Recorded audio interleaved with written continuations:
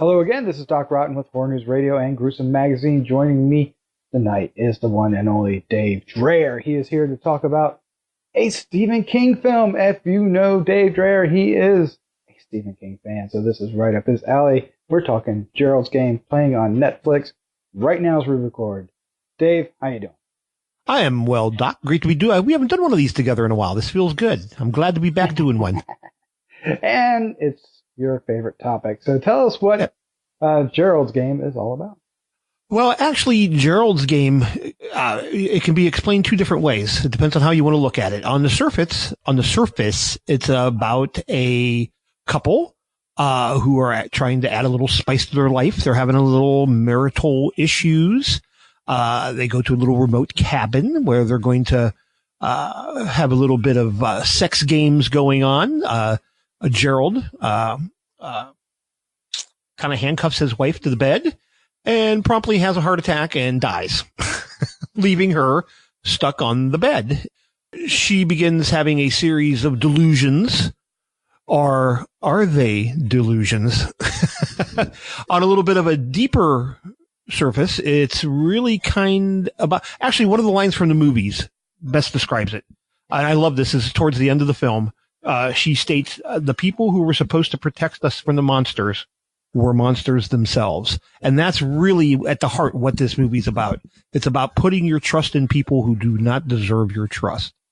And, boy, it is just a powerful movie if you look at it that second way.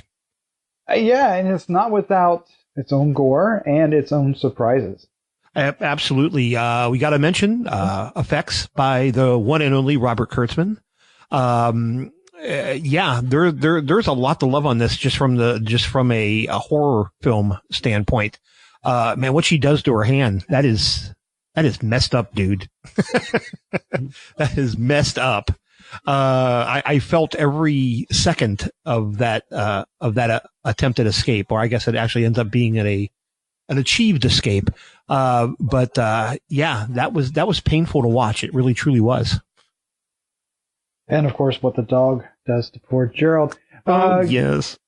So give us your thoughts. Is this a film that you would recommend to horror fans? Is this a success? Did Mike Flannigan, the one and only Mike Flannigan, do a great job directing? I think he did. As I'm sitting here talking to you tonight, Doc, I think right now this film is perched at number one, the best film of the year for me personally. Right now, I think Mike Flannigan knocked it out of the park with this one, and he handles those subtle nuances so well. And when we meet the Moonlight Man, I mean, just the way he kind of lurks in the shadows and he's just kind of there. I mean, it was creepy. It was creepy and great. And the exchanges that is going on in this woman's mind. And then when we come back to real life and the exchanges she has with the actual living people, they're brilliant. They really are. I love the eclipse stuff, like when that conversation that she has with the younger self was just mesmerizing. I felt. I really, really did. It was just beautifully acted, beautifully shot, wonderfully directed, great writing. It's a home run, dude. A home run. And, of course, you'll be able to hear Dave wax poetically more about this film on Horror News Radio 236, coming out in about a week from the time this is published. If you're listening to this later, it should be out now.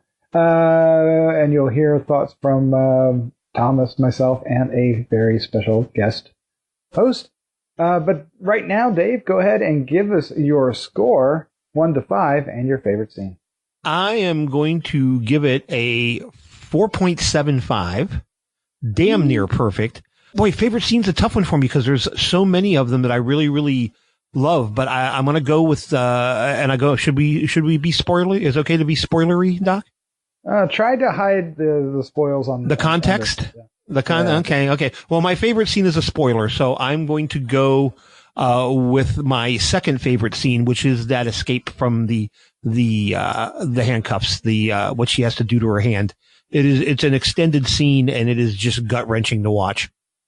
It is. All right. Well, Dave, thank you for a great review. Let's say good night. Good night. Be sure to visit GruesomeMagazine.com to listen to the other Gruesome podcasts, Hard News Radio, and Decades of Horror. Also check out the Gruesome Magazine Quarterly, available in digital and print-on-demand format.